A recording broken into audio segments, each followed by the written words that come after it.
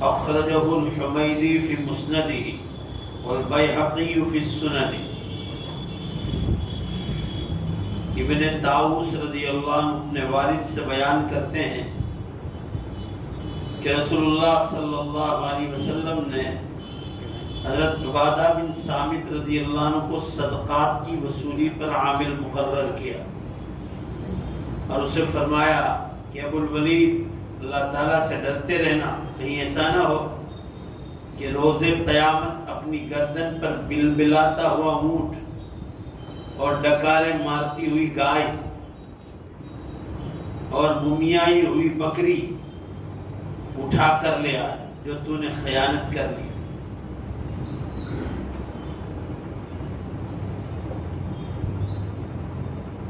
انسان اللہ کے دیے ہوئے مال میں یا قوم کے مال میں امانت میں خیانت کرے، چاہے وہ اونٹ ہو، بکری ہو، گائے ہو یا صدقات و خیرات کی کوئی چیز ہو،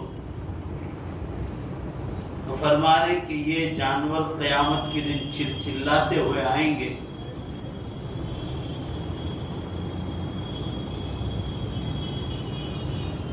اور یہ اللہ سے شکایت کریں گے۔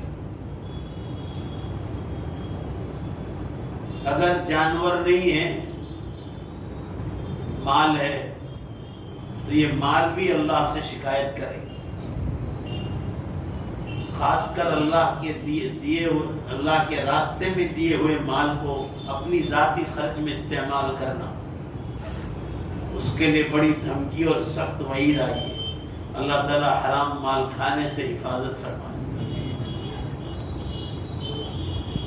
مال حرام ہو اور انسان نماز پڑھتا ہو، روزے رکھتا ہو، زکوٰۃ دیتا ہو، حج کرتا ہو، عمرے کرتا ہو، اور مال ہی حرام ہے، روزی حلال نہیں۔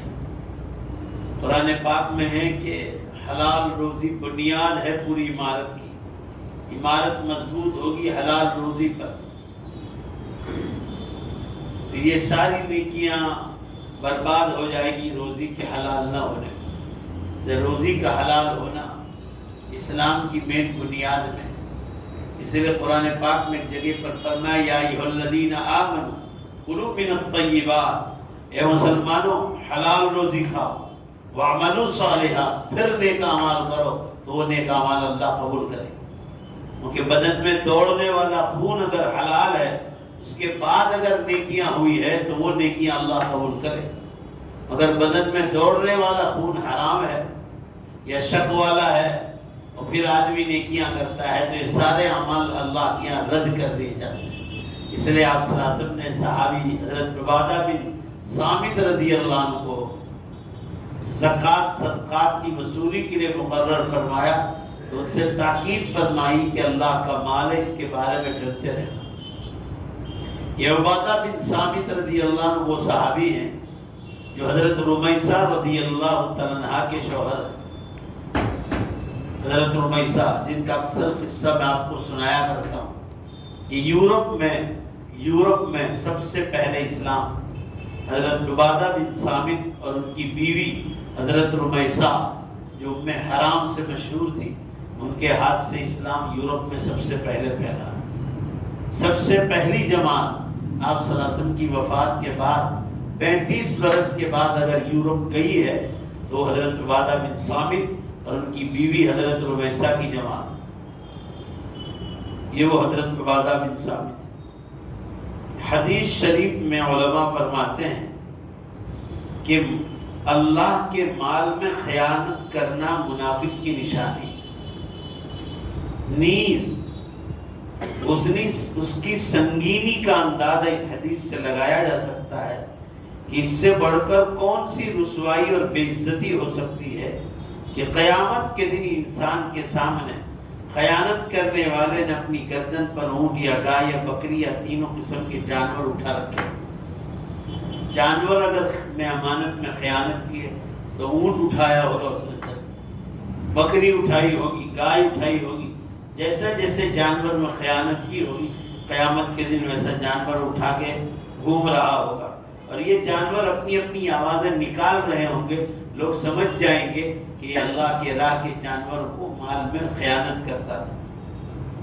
آگے کی حدیث آ رہی ہے نبی ہریرہ رضی اللہ عنہ مرفوعا ان اولیائی یوم القیامت المتقون وإن كان نسب أقرب من نسب فلا يأتيني الناس بالأعمال وتأتوني بالدنيا تحملونها على رقابكم فتقولون يا محمد صلى الله عليه وسلم فأقول هكذا وهكذا لا وأعرض في كلا عطفيه أخرجه البخاري في الأدب المفرد وابن أبي عاصم في السنة۔ امام بخاری رحمۃ اللہ علیہ نے ادب المفرد میں اس روایت کو ذکر کیا، دھیان سے سنیے روایت۔ حضرت ابو ہریرہ رضی اللہ عنہ ارشاد فرماتے ہیں رسول اللہ صلی اللہ علیہ وسلم نے ارشاد فرمایا قیامت کے دن پرہیزگار لوگ میرے دوست ہوں۔ حضور کیا فرما رہے ہیں یہاں کہ جو اللہ والے ہیں پرہیزگار لوگ یہ میرے دوست ہوں گے۔ حضور صلی اللہ علیہ وسلم فرما رہے ہیں قیامت کے دن اگرچہ وہ نسب میں مجھ سے قریب ہوں یا دور ہوں، یعنی میرے قریش خاندان کے ہوں یا دور کے ہوں، جیسے ہم لوگ ہندوستانی لوگ میرے خاندان سے ہو قریش خاندان سے یا نہ ہو، بس وہ اللہ کے ولی ہیں یا متقی اور پرہیزگار ہیں، اللہ کے دین پر عمل کرنے والے ہیں، تو قیامت کے دن میرے دوست بنے۔ اب صلی اللہ علیہ وسلم فرما رہے ہیں خیال رکھنا فَلَا يَأْتِينِ النَّاسُ بِالْأَعْمَالِ، خیال رکھنا کہیں ایسا نہ ہو کہ لوگ تو میرے پاس نیک اعمال لے کر آئیں اور تم دنیا کی خیانتوں اور دوسروں کی غضب شدہ مال کو اپنے کندھوں پر اٹھا کر لے کر آئیں۔ اب صلی اللہ علیہ وسلم فرما رہے ہیں کہ نیک بندے تو نیک اعمال لے کر مجھ سے قریب آئیں، اور کہیں ایسا نہ ہو کہ تم جو ہے لوگوں کا حرام مال کھا کر حرام مال اپنے کندھوں پر اٹھا کر قیامت کے دن آئیں۔ تو فرمایا ایسے لوگ مجھ سے قریب نہیں ہوں گے۔ اور پھر پکارو کہ محمد صلی اللہ علیہ وسلم، اور میں ادھر ادھر آراز کرتے ہوئے کہوں نہیں، پھر آپ نے اپنی دونوں جانب اعراض کیا، یعنی لوگ حرام مال کھا کر کندھوں پہ اٹھا کے وہ آئیں گے اور مجھے پکاریں گے یا محمد یا محمد، اے محمد صلی اللہ علیہ وسلم، محمد صلی اللہ علیہ وسلم، مگر مجھے اللہ تعالیٰ ان کی پہچان بتا دیں گے کہ حرام مال کھانے والے لوگ ہیں، میں ادھر ادھر گردن کر دوں گا اور میں ان کی طرف دیکھوں گا۔ آپ صلی اللہ علیہ وسلم کی نظر عنایت اور مہربانی کی نظر ان لوگوں پر نہیں ہوگی جو دنیا میں حرام مال کھاتے۔ سبحان اللہ۔ علماء فرما رہے اگر ہم میں رسول اللہ صلی اللہ علیہ وسلم سے محبت کرنے اور قیامت کے دن آپ کی صحبت اختیار کرنے کے جذبات موجود ہوں تو اللہ تعالیٰ نے ہماری اس لالچ کو پورا کرنے کے اسباب بھی پیدا کر دیے ہیں کہ ہر متقی اور پرہیزگار قیامت کے دن آپ صلی اللہ علیہ وسلم کا دوست ہوگا۔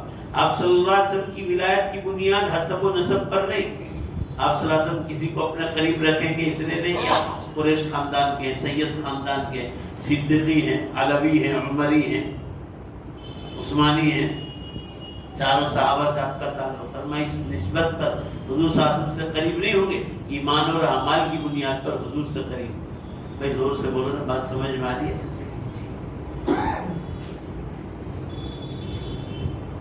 لہذا آپ صلی اللہ علیہ وسلم فرما رہے میرے قریش خاندان کا ہوگا مگر اعمال اچھے نہیں ہوں گے تو میں ان سے بھی چہرہ پھرا لوں۔ لہذا ہمیں چاہیے کہ خیانت، امانت میں خیانت کرنے سے بچیں تاکہ آپ صلی اللہ علیہ وسلم ہم سے قیامت کے دن چہرہ مبارک نہ پھیرے، اور تقویٰ طہارت میں نام پیدا کر کے آپ صلی اللہ علیہ وسلم کی دوستی کے اسباب پیدا کرنے چاہیے، تقویٰ طہارت اختیار کرنی چاہیے۔ آگے کی روایت آ رہی ہے، حدیث ہے جس میں فرمایا کہ 7 بڑے گناہ۔ عن سہل بن ابی حسمۃ رضی اللہ عنہ قال سمعت النبی صلی اللہ علیہ وسلم علی المنبر یقول اجتنبوا الکبائر السبع فسکت الناس فلم يتکلم احد فقال الا تسألونی عنہن الشرک باللہ وقتل النفس والفرار من الزحف واکل مال الیتیم واکل الربا وقذف المحصنة والتعارض بعد الہجرة۔ رواہ الطبرانی فی المعجم الکبیر، حدیث صحیح۔ حضرت سہل بن ابو حشمہ رضی اللہ عنہ فرماتے ہیں میں نے رسول اللہ صلی اللہ علیہ وسلم کو منبر پر فرماتے ہوئے سنا کہ 7 بڑے گناہ سے پرہیز کرو۔ یہ دھیان سے سنیے، 7 بڑے بڑے گناہوں سے دور رہو۔ لوگ خاموش رہے، صحابہ خاموش ہو گئے۔ کسی نے تفصیل کی بات نہیں پوچھی کہ وہ 7 کون کون سے، تو آپ صلی اللہ علیہ وسلم نے خود فرمایا تم مجھ سے ان 7 گناہوں کے بارے میں کیوں نہیں پوچھتے؟ صحابہ یہ سمجھے کہ آپ صلی اللہ علیہ وسلم بتلانے والے ہیں، اس لیے خاموش رہے۔ تو پھر آپ صلی اللہ علیہ وسلم نے فرمایا شرک باللہ، اللہ کے ساتھ کسی کو شریک کر دو، جیسا کہ مزاروں پہ ہوتا ہے، مزاروں پہ چادر چڑھائیں گے تو اللہ راضی ہوگا، پھول چڑھائیں گے تو اللہ راضی ہوگا، سجدہ کریں گے سر ٹیکیں گے تو راضی، یہ سب شرک ہے اللہ کے ساتھ۔ سورج چاند کی پوجا کرو، یہ بھی شرک ہے۔ وہ فرق یہ ہے کہ سورج چاند کو خدا سمجھتے ہیں، آپ نے اللہ کے ولی کے ساتھ یہ مانگا کہ اللہ کا شریک بنایا۔ آپ صلی اللہ علیہ وسلم نے اپنی مبارک زندگی میں، صحیح حدیث آپ پڑھو گے اور آگے بھی گزر چکے، کوئی نئے نئے صحابی ایمان لے کر آئے تو آپ صلی اللہ علیہ وسلم کو عزت کا سجدہ کرنے کی کوشش کی، عزت کا، تعظیم۔ حدیث میں ہے آپ صلی اللہ علیہ وسلم نے دونوں کندھے پکڑ کے کھڑا فرمایا اور فرمایا جو سجدہ اللہ کا حق ہے وہ نبی کا نہیں ہو سکتا۔ آپ صلی اللہ علیہ وسلم نے اپنی زندگی مبارک میں بھی کسی کو عزت کا سجدہ کرنے نہیں دیا۔ فرمایا یوسف علیہ السلام کی شریعت تک جائز تھا، بعد میں عزت کا سجدہ حرام کر دیا۔ اب کسی استاد کو، ولی کو، شیخ کو، اپنے پیر کو، دوست کو، کسی کو نہیں کر سکتا۔ آپ فوراً ایمان سے نکل گئے، دوسری سیکنڈ نہیں لگی۔ زندہ ولی کو نہیں کر سکتے تو مرنے کے بعد مزاروں پر تو کر ہی نہیں سکتے۔ پھر عقیدے میں شرک، اس ولی کی مزار پر ناریل توڑیں گے فنا کام ہو جائے گا، حالانکہ آپ بار بار پڑھ گئے کہ زور سے بولو سب مل کر، نفع نقصان کا مالک کون؟ اللہ۔ فرمایا کچھ چاہیے اللہ سے تو بھی اللہ سے مانگو، نمک کا ٹکڑا بھی چاہیے اللہ سے مانگو، چپل کی پٹھی ٹوٹ جائے، حدیث کے الفاظ ہیں، تو بھی اللہ سے مانگو۔ تو یہ شرک ہے، اللہ کے ساتھ مخلوق میں سے کسی کو بھی آپ شریک کرو، چاہے جانکار ہو، بے جان ہو، عقل مند ہو، بے عقل ہو، یہ سب شرک کے راستے۔ اللہ کے ساتھ کسی نبی کو بھی، انبیاء میں سے کسی نبی کو بھی آپ شریک نہیں کر سکتے، یہ سب اللہ کے بندے، اللہ کے نبی۔ تو پہلی چیز فرمایا کہ 7 گناہوں سے بچنا ہے، ان میں سے پہلی اللہ کے ساتھ کسی کو شریک کرنا، اور نمبر 2 پر کسی جان کو، کسی انسان کو ناحق قتل کرنا، بے قصور مارنا۔ اور اگر مومن کو کوئی قتل کرتا تو فرمایا سیدھا جہنم میں جائے گا۔ وَمَنْ قَتَلَ مُؤْمِنًا مُتَعَمِّدًا فَجَزَاؤُهُ جَهَنَّمُ، قرآن پاک میں جس نے کسی مومن کو قتل کیا فرمایا اس کا ٹھکانہ جہنم، مگر لمبی مدت تک اس کو جہنم میں رکھا جائے گا، پھر ایمان کی برکت سے جنت سے، جہنم سے نکال کر جنت میں لے جایا جائے گا، مگر بہت لمبی مدت تک جہنم کی آگے میں رکھنا پڑے گا۔ بلا قصور، جو بے قصور انسان ہے، چاہے دوسرے مذہب کا، بے قصور آپ مار نہیں سکتے، وہ اللہ کا بندہ ہے۔ اور غیر مسلموں سے مزاحمت کے وقت بھاگنے کا راستہ اختیار کر، اب اللہ کے راستے میں گئے، میدان جہاد، اور وہاں سے بھاگ کر چلے، یہ کا بہت بڑا گناہ۔ نمبر 4، یتیم کا مال کھانا، کسی یتیم کا مال آپ کے پاس رکھا ہوا تھا اور آپ وہ مال کھا جائیں تو میں اس سے بچنے کا ہوں۔ ایک حدیث آ رہی ہے، آپ صلی اللہ علیہ وسلم نے ارشاد فرمایا کسی مسلمان نے یتیم بچے اور بچی کے سر پر صرف ہاتھ پھیرا تھا، فرمایا اس کے سر پر جتنے بال ہیں ان بالوں کے برابر ہاتھ پھیرانے والے کے لیے نیکیاں لکھی جائے گی، اور ہاتھ پھیرانے والے کے لیے ان بالوں کے برابر گناہ معاف کیے جائیں۔ اتنی بڑی نیکی۔ اور ایک حدیث میں ارشاد فرمایا کہ جس گھر میں یتیم پل رہا ہو یا وہ یتیم کو پال رہا ہو، چاہے اس کے اسکول اور مدرسے کی فیس بھرتا، اس کے کھانے کی فیس بھرتا ہے، تو جو بھرنے والا ہے، پیسہ دینے والا، حدیث میں ہے اللہ کی قسم اس گھر میں شیطان داخل نہیں ہو سکتا، جس گھر میں یتیم پل رہا ہو۔ جب وہ ایسا خرچ اٹھا لیتا ہے یتیم اس کا باپ نہیں. اسی لیے اس کی ماں کے بارے میں ارشاد فرمایا کہ جب اگر وہ بیوہ عورت کا نکاح کرا کسی مرد کے ساتھ تو آپ صلی اللہ علیہ وسلم نے دونوں انگلیاں مبارک ساتھ کر کے فرمایا میں اور وہ بیوہ عورت کا نکاح کرانے والا ہم دونوں جنت میں ساتھ ساتھ تاکہ وہ گناہ سے بچ جائے وہ عورت. نمبر 5 سود کا پیسہ کھانا. آپ بیاج پر پیسے لو یا بیاج پر پیسے زور سے بولو بھائی دونوں کیا ہے بولو حرام ہے. ذرا زور سے بولو نا. اور اس میں سائن کرنا لون میں یہ بھی حرام. 2 گواہ مانگتے ہیں. آپ صلی اللہ علیہ وسلم نے لعنت فرمایا. اچھے دیندار لوگ بسے ہو اچھے دیندار. ایک آدمی آتے تھے ہم کو ان کے بارے میں پتا چلا کہ یہ بیاج کے کاروبار میں لگے. پریشانی آ گئی کچھ تو بیاج کے کاروبار میں آ گیا تو وہ بہت لمبے تکلیف میں چلے گا. اور زیادہ ہم نے منع کیا. ان کو کہا کہ تمہارے رشتہ دار نے کہا یہ بات تو بالکل صحیح ہے. ان کے گھر کی روٹی کھانا بن گیا. حرام ہے. اور پتہ چلنے کے بعد تو ان کے گھر کا پانی بھی نہیں پینا. آج تک کوئی کامیابی نہیں ہوئی. میں انکلیشور میں جہاں دین دنیا آفس ہے ہماری وہاں قریب میں ایک آدمی رہتا ہے. اتنا ماشاءاللہ اچھا کاروبار ہے مگر ہائی پیسے کے لالچ میں لون ہوتا ہے. تھوڑے وقت بہت اچھا چلا. 4 ویلر گاڑی بلیٹ بنگلہ لے لیا. اللہ کے گھر میں بیٹھا ہوں کلام پاک میرے سامنے ہے. آج اگر میں ان کو زکوٰۃ دے دوں تو اللہ کی قسم زکوٰۃ لینے کے لیے تیار. بیاج کے کاروبار میں سب ختم کر دیا سب. مجھے ایک دن کہنے لگے کہ فلاں آدمی نے گھر میں اناج بھر دیا تو کھا لو. گاڑی بھی گئی بلیٹ بھی گئے 4 ویلر بھی گئے بنگلہ بھی بیچنا سب تباہ. اللہ کی مدد ہے ہی نہیں اس میں. اور اگر مان لو کہ آپ اپنی لائف میں بھی زندگی میں کامیاب ہو گئے نہ کروڑ پتی بھی بن گئے بیاج کے کاروبار سے تو بھی اللہ کے یہاں آپ کی پکڑ کا سبب ہے. اگر دنیا میں پکڑ نہ بھی آئی تو دنیا آخرت میں پکڑ ہو سکتی.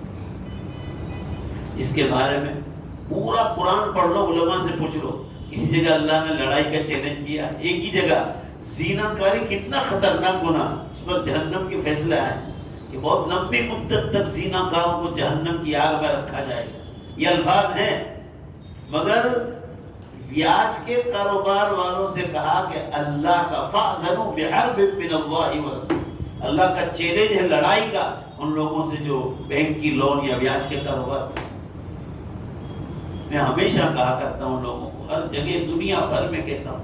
ابھی بنگلہ دیش میں بھی کہہ کر آیا اور یورپ میں بھی کہہ کر آیا کہ یہ علماء کرام جو مدرسوں میں پڑھاتے ہیں چاہے مکتب میں ہو دارالعلوم میں کون لون لیتا ہے. ان کے بیوی بچے نہیں.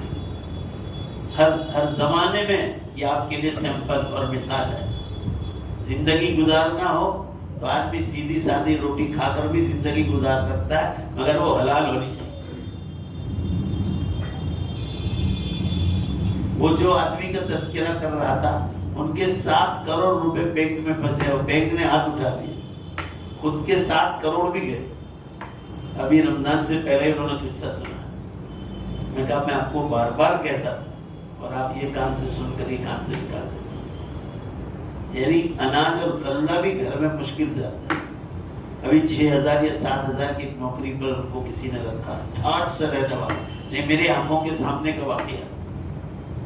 آج نہیں تو کل پکڑ آنے والی. آدمی صبر کرے. صبر. زندگی میں اصل جو مزہ ہے وہ دل کا سکون ہے. اور دل کا سکون اللہ کے حکموں میں ملتا ہے. اللہ کی یاد میں ملتا ہے. حکم توڑ کر آپ چاہے کتنی نمازیں پڑھو روزے رکھو مگر روزی حلال نہیں. مین بنیاد ہے آپ کی.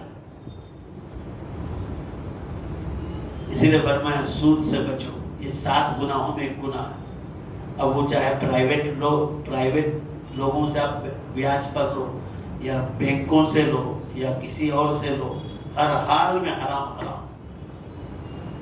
علماء نے آج تک اس میں سے کسی کی اجازت نہیں۔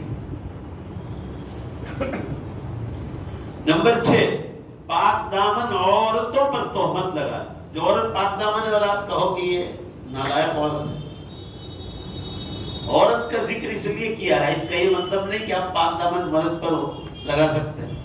عام طور پر عورت کی شرم و حیا کا مسئلہ ہے، اس کے نکاح کا مسئلہ ہے، اور عورت ذات میں اللہ نے شرم و حیا زیادہ رکھی ہے، اس لیے عورت کا ذکر کیا ہے۔ اس کا یہ مطلب نہیں کہ پاک دامن مردوں پر آپ تہمت لگائے، وہ بھی بہت بڑا گناہ۔ حضرت عائشہ رضی اللہ عنہا پر تہمت لگائی تھی اور اللہ تعالیٰ نے اس کی پاک دامنی قرآن میں نازل فرمائی۔ تو بہت بڑا گناہ، چاہے کسی عورت پر آدمی تہمت لگائے۔ تہمت اس کو کہا جاتا ہے کہ کسی آدمی نے کیا، عورت نے گناہ نہیں کیا اور آپ کہو کہ یہ فلاں گناہ میں مشغول ہے، یہ تہمت، اور وہ برائی اس کے اندر ہے اور اس برائی کو اس کے پیٹھ پیچھے بیان کیا جا رہا ہے، وہ غیبت کہلاتا ہے۔ اور نمبر 7 جس سے آپ صلی اللہ علیہ وسلم نے ارشاد فرمایا کہ بچو، ہجرت کے بعد جنگل میں جا کر بدو بن جانا۔ یہ آپ صلی اللہ علیہ وسلم کے زمانے میں جب ہجرت کا قانون آیا تھا، ہجرت کے لیے اللہ کے راستے میں ہجرت کرنے کی، فرمایا اس کو چھوڑ کر لوگ جنگل میں چلے جاتے۔ اس حدیث کی تشریح آگے میں آپ کو بتا رہا ہوں۔ یہ حدیث اپنے مفہوم میں بہت صاف ستھری، آخری چیز البتہ ہجرت کے بعد بددین بن جانا میں کچھ ابہام ہے جو ہم آپ کو بتا رہے ہیں۔ محمد بن سہل رضی اللہ عنہ نے سیدنا سہل رضی اللہ عنہ سے پوچھا کہ ابو جان، یعنی بیٹے نے باپ سے پوچھا، ہجرت کے بعد بدو بن جانا، بدو کہتے ہیں دیہاتی، جنگل میں جا کر بس جانا، اس چیز کو یہاں کیوں ذکر کیا؟ تو انہوں نے کہا کہ بیٹا، آدمی کا ہجرت کرنا کتنا بڑا عمل ہے، مگر جب غنیمت کے مال میں اس کا حصہ ثابت ہوتا ہے اور جہاد فرض ہوتا ہے تو اپنی گردن سے ہجرت کے مقصد کو اتار پھینکتا ہے اور پہلے کی طرف بددین بن جاتا ہے۔ اللہ کے راستے کا جو مال اس کے حق میں ثابت ہو جاتا ہے اور جہاد جو فرض ہو جاتا ہے وہ اپنی گردن سے ہٹ کر، یعنی جب مسلمانوں پر کوئی حملہ کر بیٹھے اور ایسے وقت وہ بھاگ کر جنگل میں چلا جائے، تو حدیث میں آیا ہے کہ اپنی جان کی حفاظت میں جان کھو بیٹھنا، یا مسلمان اپنی مال کی حفاظت میں اگر جان دے دے تو حدیث میں ہے بلا حساب ولا کتاب، اگر اس میں شہید ہو گیا تو قبر کے سوال جواب میں معاف۔ بھائی ذرا زور سے بولو نا، بات سمجھ میں آئے؟ اپنی جان اور مال کی حفاظت میں اگر جان دے دے، فرمایا شہید۔ اس کو حدیث میں فرمایا کہ ایسے وقت پر جنگل میں بھاگنے کی کوئی ضرورت نہیں۔ آگے کی حدیث آ رہی کہ چھوٹے گناہ کی زیادتی بھی انسان کو تباہ کر دیتی۔ عن سہل بن سعد رضی اللہ عنہ قال قال رسول اللہ صلی اللہ علیہ وسلم ایاکم محقرات الذنوب كقوم نزلوا في بطن واد فجاد بعود وجاد بعود حتى انضجوا خبزتهم وان محقرات الذنوب متى يؤخذ بها صاحبها تهلكه رواہ احمد فی مسندہ۔ حضرت سعد بن سعد رضی اللہ عنہ فرماتے ہیں، دھیان سے سنو، یہ حدیث سننے کے لائق ہے۔ رسول اللہ صلی اللہ علیہ وسلم نے فرمایا چھوٹے گناہوں سے بھی بچا کرو اور ان کو حقیر نہ سمجھو، اور غور کرو کہ کچھ لوگ ایک وادی میں جنگل میں پڑاؤ ڈالتے ہیں۔ آپ صلی اللہ علیہ وسلم مثال سے سمجھا ہے کہ کچھ لوگ جنگل میں پڑاؤ ڈالتے ہیں، ایک آدمی ایک لکڑی لے کر آتا ہے، دوسرا آدمی دوسری ایک لکڑی لے کر آتا ہے، ایک لکڑی کر کے کتنی ساری لکڑیاں جمع ہو جاتی ہیں کہ وہ آگ جلا کر روٹیاں تک پکا لیتا ہے ان ساری لکڑیوں کے ذریعے۔ ایک آدمی ایک لکڑی لایا، دوسرا آدمی دوسری لکڑی لایا، تیسرا بہت ساری لکڑیاں جمع ہو جائے گی تو فرمائے وہ آدمی اسی ایک لکڑی سے اپنی روٹی پکا نہیں سکے گا۔ جب بہت ساری لکڑیاں جمع ہو جائے گی ایک کر کے تو اس کی روٹی کا کام بن جائے۔ فرمایا اسی طرح تم چھوٹے چھوٹے گناہوں کو، ایک گناہ کے ایک ہی گناہ ہے نا چھوٹا، پھر واپس دوسرا گناہ چھوٹا کیا، پھر سمجھے گا یہ تو چھوٹا ہی گناہ ہے نا، پھر تیسرا کرے گا چھوٹا گناہ، پھر کہے گا یہ تو چھوٹا ہی گناہ ہے نا، بڑے گناہ تھوڑی ہے۔ فرمایا یہ چھوٹے چھوٹے چھوٹے کر کے جیسے ایک ایک لکڑی کر کے بہت ساری لکڑیاں جمع ہو گئے اور روٹی اور سالن بھی پک گیا، کام بن گیا. فرمایا یعنی وہ بڑا ہو گیا ایک ایک کر کے. فرمایا اس طرح چھوٹے چھوٹے چھوٹے گناہ ہو کر ایک بڑا گناہ بن جاتا ہے جو اللہ کی پکڑ کا سزا ہے. اس لیے حدیث میں فرمایا گیا کہ چھوٹے چھوٹے گناہوں سے بھی بچا کرو، کیونکہ وہ بھی آدمی کو ہلاک برباد کر سکتے ہیں. آپ صلی اللہ علیہ وسلم نے مثال کے ذریعے اپنا مقصد واضح کر دیا کہ پوری زندگی کے معمولی گناہ جمع ہو کر انسان کی بربادی کا سبب بن سکتے ہیں. انسان ایک گناہ چھوٹا، دوسرا گناہ، دن میں 100-500 کر دیتا ہے. 10 چھوٹے گناہ مل کر اگر اللہ نے ایک بڑا گناہ لکھ لیا اور ہم روزانہ 100 200 300 400 500 کرتے ہیں تو کتنے بڑے گناہ ہو جائیں گے. لہذا فرمائے کہ مسلمان کو چاہیے، مرد ہو یا عورت، اللہ کی گناہ، اللہ کی معصیت اور نافرمانی کرنے سے بچے. قطع نظر اس سے کہ چھوٹے گناہ ہیں، پر ہر حال میں انسان کو کوشش کرنا چاہیے کہ اس سے بچنا چاہیے. عائشہ رضی اللہ عنہا قالت قال لي رسول الله صلی اللہ علیہ وسلم یا عائشہ ایاک ومحقرات الاعمال وفي لفظ الذنوب فإن لها من الله طالبا. اخرجه الدارمي وابن ماجه وابن حبان واحمد في مسنده وابن عساکر في تاریخ دمشق. عائشہ رضی اللہ عنہ بیان کرتی ہے رسول اللہ صلی اللہ علیہ وسلم نے مجھ سے فرمایا کہ صغیرہ چھوٹے گناہوں کو بار بار کرنے سے بچتے رہنا، کیونکہ ان کا بھی اللہ تعالیٰ کی طرف سے پکڑ کا ذریعہ بن سکتا ہے. یہ حدیث ہے صاحب، یعنی اللہ تعالیٰ یہ حدیث میں بتانا چاہتے ہیں کہ تم چھوٹا گناہ سمجھ کر کرتے تھے اور اللہ تعالیٰ فرمائیں گے میں اسی گناہ پر تمہاری پکڑ کرتا ہوں. بولو اب جہنم کے راستے کسی کو کوئی راستہ، ہمارا اب کیا جواب؟ اس لیے جو لوگ چھوٹے گناہ سمجھ کر گناہ کرتے ہیں، بھائی ذرا زور سے بولو، بات سمجھ میں آ رہی نا؟ اب وہ چھوٹے گناہ کئی مل کر بڑا گناہ بن جاتا ہے اور انسان کی پکڑ کا سبب بن سکتا ہے، اس لیے منع کیا. اور یہ حدیث میں خاص فرمایا کہ اللہ تعالیٰ ہی خود فرما دیں گے کہ میں کسی چھوٹے گناہ پر تیری پکڑ کرتا ہوں تو تم کیا کرو. اللہ تعالیٰ ہماری سب کی حفاظت فرمائے. آخری حدیث دیکھو تو گویا فرمایا مومنانہ تہذیب یہ ہے کہ کسی نیکی کو چھوٹا سمجھ کر چھوڑنا، کسی نیکی کو چھوٹا سمجھ کر چھوڑنا نہیں چاہیے. بعض دفعہ ایسا ہوتا ہے کہ چھوٹے چھوٹے گناہ تو کر لیتے ہیں، نیکی چھوٹی ہوتی ہے، جیسے چھوٹی نیکی ہے اس بہانے چھوڑ دیتے ہیں، تو چھوٹی نیکی اس کو کرنے کی کیا ضرورت. آج ایک کوئی بہن آئی تھی علاج کے لیے، سب سے آخر میں ہوئی تھی، بہت مالدار گھرانے کی عورت، ناملون ہے، آپ میں سے 99% لوگ سمجھ جائیں گے، اتنے پاپولر آپ کے ساتھ. اس عورت نے خاندان میں اپنا سونا دیا تھا. انہوں نے اس عورت سے کہا تھا کہ فائدہ ہوگا تو فائدے میں بھی شریک، اور زور سے بولو بھائی نقصان ہوگا تو نقصان میں بھی شریک، اور یہ جائز ہے. اس عورت نے 50 تولہ سونا دیا تھا.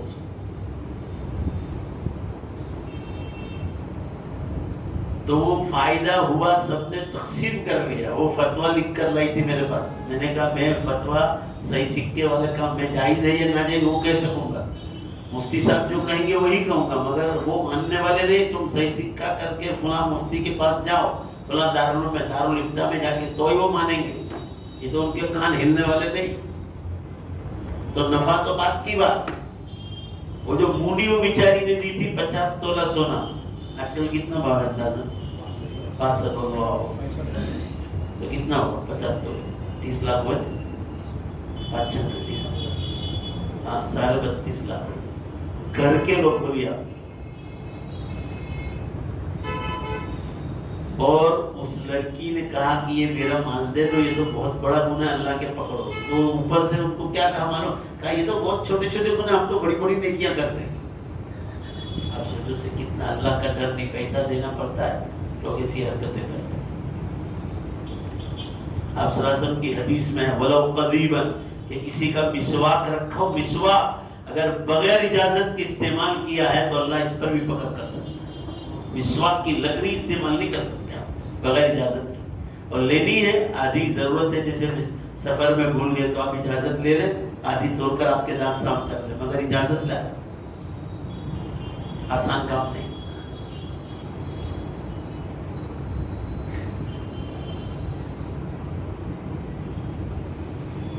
تو چھوٹی نیکی سمجھ کر چھوڑ نہ دے، ہو سکتا ہے یہی نیکی جنت میں لے جائے۔ اور کسی برائی کو معمولی نہ سمجھو، کسی گناہ کو کہ معمولی سمجھ کر جو ہے آدمی کی بھائی تو چھوٹا گناہ ہے چلو کر لو۔ آج میں اللہ کی قسم کھاؤں تو گنہگار نہ ہوں، چھوٹے گناہ نہیں بڑے گناہوں کو حقیر سمجھتے ہیں۔ بڑے گناہ، زنا کاری کو لوگ سمجھتے ہیں کہ یہ تو کوئی گناہ ہی نہیں، کام کسی کو قتل تھوڑی کرتے ہیں، زنا کاری کرتے ہیں، نعوذ باللہ من ذلک۔ اور لوگ کر رہے ہیں بے حساب زنا کاریاں چالو، شادی شدہ مرد عورتیں لوگ اسے۔ ہم لوگ امت میں رہتے ہیں، ہم کو امت کے حالات کا پتہ رہتا ہے، لوگوں کے حالات ہمارے سامنے آتے ہیں۔ بڑے گناہوں کو لوگ حقیر سمجھ کر اچھے اچھے دیندار لوگ پھنسے ہوئے۔ اللہ تعالیٰ ذرا زور سے آمین کو زنا کے خیال سے بھی بچائے۔ تو قرآن میں ہے جو زنا کاری سے بچا وہ جنت میں جائے، اور جو زنا کاری میں گیا قرآن میں وَيَخْلُدُ فِيهِ مُهَانًا، بہت لمبی مدت تک اس کی بے عزتی جہنم کی آگ میں کی جائے گی، بہت لمبی مدت تک، خلد کا لفظ ہے، لمبی مدت تک۔ وَلَوْ صَلَّى وَصَامَ، بعض روایتوں میں چاہے وہ نماز پڑھتا ہو چاہے روزے رکھتا ہو، کیونکہ پوری زندگی کی معمولی غفلتیں اور سستیاں انسان کی بربادی کا سبب بنتا ہے۔ آدمی یہ سمجھے کہ یہ تو چھوٹے ہی گناہ ہیں، کیا کرنے کا، تو بڑے گناہ وہ لوگ چھوٹے سمجھتے ہیں۔ یہ چٹکیوں میں زنا کاریاں، اسی لیے تو بے حساب زلزلے ہو رہے۔ آپ دیکھو، آپ نیٹ پہ جا کے دیکھو، آپ پوری دھرتی ایسے ہل رہی، 200 کے اوپر جا رہے ہیں۔ رمضان سے پہلے 200 کے اندر زلزلے ہوتے تھے، 250 کے قریب روز زلزلے ہو رہے، 250 کے قریب۔ کل افغانستان میں ہوا 4.3 کا، لوگ بھاگم بھاگ ہو گئی۔ ابھی جاپان میں ہوا 7 پوائنٹ کا 5 دن پہلے۔ پوری دھرتی ہل رہی اور یہ امت غفلت میں سو رہی۔ تو چھوٹے گناہ کو چھوٹا نہ سمجھو، اس کو بڑا سمجھو، اور چھوٹی نیکی کو چھوٹی نہ سمجھو، بڑی سمجھو۔ ہو سکتا ہے اللہ کے یہی نیکی کام ہو جائے۔ آخری حدیث سن لو، حضرت نعمان بن بشیر رضی اللہ عنہ فرما رہے، میں رسول اللہ صلی اللہ علیہ وسلم کو فرماتے ہوئے سنا، اپنے اور حرام کاموں کے بیچ میں حلال چیز کو آر بنائے رکھو۔ جس نے ایسا کیا وہ اپنے دین اور عزت کو محفوظ کرے گا، اور جو اس آر کو پھلانگ کر حرام کے قریب تک جا پہنچے گا وہ اس آدمی کی طرح ہے جو حرام چراگاہ کے ساتھ مویشی جنگل میں جانوروں کو چرا رہا ہے، قریب ہے کہ وہ جانور داخل ہو جائے۔ آپ صلی اللہ علیہ وسلم آگے اس حدیث کی تشریح ہم کریں گے، مگر ابھی آپ کو مختصر بتا دیتے ہیں کہ آپ صلی اللہ علیہ وسلم یہ بتلانا چاہتے ہیں جیسے آدمی جنگل میں جانور چرانے کے لیے نکلا اور اس کو معلوم ہے کہ میرے کھیت کی حد یہاں تک، تو آپ صلی اللہ علیہ وسلم یہ فرما رہے ہیں کہ تیرے کھیت کی حد اور پڑوس والے کھیت کی حد دونوں قریب قریب ہے، تو تیرے جانور کو تیری کھیت کی حد کے قریب بھی مت جانے دے، ورنہ وہ پڑوس والے کھیت میں داخل ہو جائے، اس کو اندر رکھ۔ بھائی ذرا زور سے بولو نا، بات سمجھ میں آ رہی ہے؟ کارنر پر جائے گا دوسرے پہ داخل ہو جائے گی۔ اسی طرح حلال و حرام، کہ حلال کی حد یہاں ہے، اس کے بعد فوراً حرام کی، اور ان کے درمیان متشابہات ہے، شک والی چیزیں، تو فرمایا شک والی چیز بھی نہ کرو، نہیں تو حرام میں داخل ہو جاؤ۔ جیسے جانور کنارے پر جا کر دوسرے کے کھیت میں جانے کا خطرہ ہے، اسی طرح تم بھی حرام میں جانے، تمہارے لیے بھی حرام میں جانے کا خطرہ ہے، اس لیے آدمی شک والی چیزوں سے بھی پرہیز کرے۔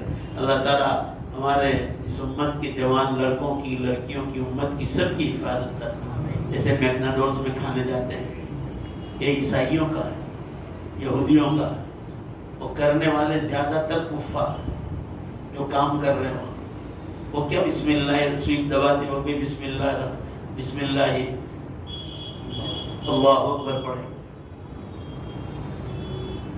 کیا کھانا حلال اس پر نہیں ملتا ہے؟ ہم لوگ، آپ لوگ بھی جاتے ہوں گے، فورن جاتے ہیں، حج میں جاتے ہیں، عمرہ میں جاتے ہیں، جو اللہ سے ڈرنے والے وہ کبھی بھی چکن وغیرہ باہر نہیں مارے۔ ایک بار پلین میں یا ٹرین میں اگر سبزی کھا لی تو مر جانے والے کیا؟ آدمی کو ہاتھ بھی نہیں لگانا چاہیے، ایسی کیا ان کے لوگ ہی مان دیتے ہیں حلال، انگلش میں بھی عربی میں بھی مان دیتے ہیں۔ حلال ہے۔ ایک بار دلی ایئرپورٹ پر میں نے پوچھا کہ آپ کے یہاں کھانا حلال ہے؟ گوشت ہوگا؟ کہا حلال ہے۔ کیسے پتا تھا کہ عربی میں کہ سکہ مارا ہے؟ مگر کس نے مارا تھا؟ کہ ہم نہیں مارا ہے۔ سکہ تو کوئی بھی مارا ہے حلال، کھانا ہی نہیں چاہیے، سبزی کھا لو، دال کھا لو، مگر لوگوں کو ایسا شوق ہے اللہ کی حدوں کو پار کر کے گناہ میں مبتلا ہو۔ یہ کوئی چھوٹا موٹا گناہ ہے؟ جو شک والی چیز ہے مومن نے اس کو حلال نہیں کیا۔ قرآن میں ہے کہ ان جانوروں کو اور پرندوں کو، مرغیوں کو مت کھاؤ جس پر اللہ کا نام نہیں لیا گیا۔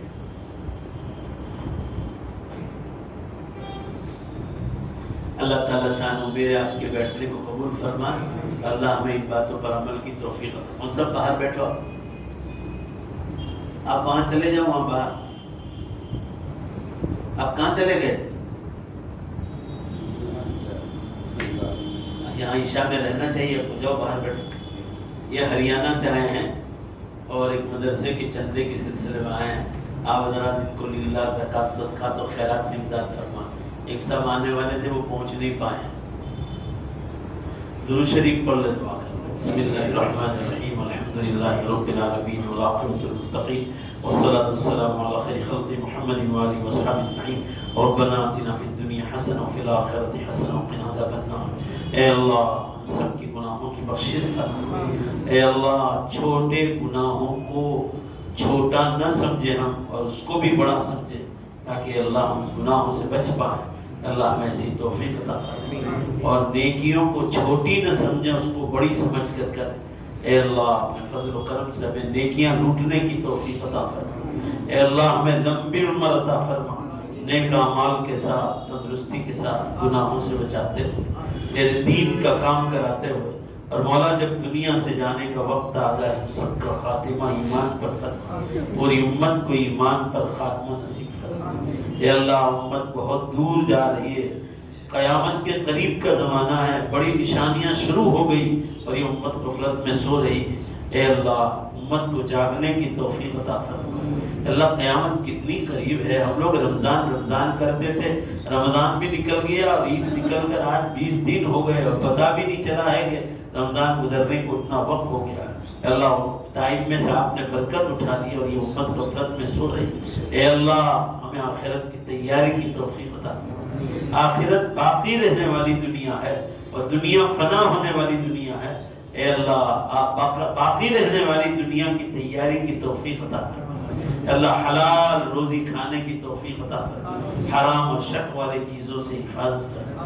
آپ صلی اللہ علیہ وسلم نے جن 7 گناہوں سے بچنے کا حکم فرمایا، ان تمام سے بچنے کی توفیق عطا فرما۔ اے اللہ ہمیں لمبی عمر عطا فرما، نیک اعمال کے ساتھ، تندرستی کے ساتھ، گناہوں سے بچاتے ہو، تیرے دین کا کام کراتے ہو۔ اور مولا جب دنیا سے جانے کا وقت آ جائے، ہم سب کو امت کو ایمان پر موت عطا فرما۔ ہماری اس مجلس سے درس حدیث کو قبول فرما۔ اے اللہ دنیا بھر میں لوگ سنتے ہیں، اے اللہ یہاں ہم صورت میں بیٹھے ہیں مگر لوگ آن لائن دنیا میں سنتے ہیں۔ اللہ ان سب کے سننے کو قبول فرما، تیرا دین پھیلے، اللہ اس کے لیے ہماری آپ مدد نازل فرما۔ اے اللہ نوجوانوں کو مسجد میں آ کر سننے کی توفیق عطا فرما، ماں بہنوں کو گھروں پر توفیق عطا فرما۔ اے اللہ اپنے فضل و کرم سے علماء کی مجالس ہم سب کو نصیب فرما، دعوت و تبلیغ کے کام سے امت کو محبت عطا فرما، خانقاہوں کے نظام سے امت کو محبت نصیب فرما۔ اے اللہ اللہ والوں کے ہاتھ پر بیعت ہو کر اپنے دل کی اصلاح کی توفیق عطا فرما۔ اے اللہ قرآن کی تلاوت اور ذکر و اذکار اور درود شریف اور استغفار کی توفیق عطا فرما۔ اے اللہ علماء حق کی کتابیں پڑھنے کی توفیق عطا فرما، ہم سب کے یہاں جمع ہونے کو قبول فرما۔ اللہ ہماری اس مسجد کے جتنے کام باقی ہے اور امت کی جتنی مسجدوں کے کام باقی ہے، اپنے فضل و کرم سے اس کو پورا فرما۔ اللہ امت کے بیماروں کو شفا عطا فرما، پریشان حالوں کی پریشانیوں کو دور فرما۔ اے اللہ بے اولادوں کو نیک صالح تندرست و خوبصورت اولاد عطا فرما۔ اللہ آج کل زنا کاری کا گناہ بہت عام ہو رہا ہے، امت کے لوگوں کو ان گناہ کے خیال سے بھی حفاظت فرما۔ اے اللہ زنا کاریاں بہت پھیل گئی ہیں، آپ کے نبی صلی اللہ علیہ وسلم نے جو بات ارشاد فرمائی تھی ایک ایک کر کے سچی ہو رہی ہے۔ اے اللہ امت زنا کاریوں سے حفاظت فرما۔ اے اللہ حرام کاموں میں جتنے حرام کام سب سے حفاظت فرما۔ اے اللہ مرحومین کی مغفرت فرما، خاص کر ہمارے ماں باپ، دادا دادی، نانا نانی، پردادے پرنانے، پردادیاں پرنانیاں، جتنے ایمان پر مرے ہمارے بھائی بہن رشتہ دار، ہمارے اساتذہ، پوری امت مسلمہ کی مغفرت فرما، ان کے درجات کو بلند فرما۔ اے اللہ انہیں قبر میں راحت عطا فرما، کروٹ کروٹ ان کی بخشش فرما، خاص کر ہمارے ماں باپ، ان کی قبروں پر رحمتیں، برکتیں اور مغفرتوں سے ڈھانپ لے مولا۔ اللہ ان کو قبر میں کروٹ کروٹ اور بال بال سکون نصیب فرما۔ اے اللہ ان کی قبروں پر نور کی بارش نازل فرما، ان کا حشر نبیوں کے ساتھ، صدیقین، شہداء، صالحین اور صالحات کے ساتھ فرما۔ اے اللہ آخرت کا فکر نصیب فرما۔ امت کی جتنی بیٹیاں کالج یونیورسٹیوں کی لائن سے یا اللہ یا جاب اور نوکری کے بہانوں سے یا بسوں میں، ٹرینوں میں یا کہیں بھی اللہ غیروں کے حوالے ہو گئی اور ایمان چھوڑ دیا، انہیں دوبارہ ایمان کی طرف آنے کی توفیق عطا فرما۔ اے اللہ ہم نے ایک یونیورسٹی بنانے کا ارادہ کیا ہے جس میں خالص لڑکیوں کو دنیاوی تعلیم دی جائے، آرٹس، کامرس اور سائنس کی، اور اس کے ساتھ ان کو ایک ایک پیریڈ پورے دن میں کم از کم 2 پیریڈ قرآن و حدیث کے ہوں، تو بچیاں ہاتھ سے نکلنے نہ پائے۔ اللہ ہمارے اس نیک ارادے کو تم کا انجام فرما دے، ہمارے اس نیک ارادے میں تو ہماری مدد نازل فرما۔ اول سے اخیر تک مدد کی بھیک مانگتا ہے۔ اے اللہ ہزاروں لڑکیاں ہاتھوں سے نکل گئی، اے اللہ وہ خوشی سے ہاتھ اونچے کر کے غیر اسلامی کلمہ پڑھ رہی ہے اور اس کو درد تک نہیں ہوتا کہ مرنے کے بعد کیا ہوگا۔ اللہ ان میں ماں باپ کا بھی قصور ہے کہ ان بچیوں کو دین نہیں پڑھایا تو بچیاں ہاتھوں سے نکل گئی اور انہیں مرنے کے بعد کا کوئی ڈر ہی نہیں۔ اے اللہ ان بچیوں کو دوبارہ ایمان کی طرف آنے کی توفیق عطا فرما، ہماری دعاؤں کو اپنے فضل و کرم سے قبول فرما برحمتک۔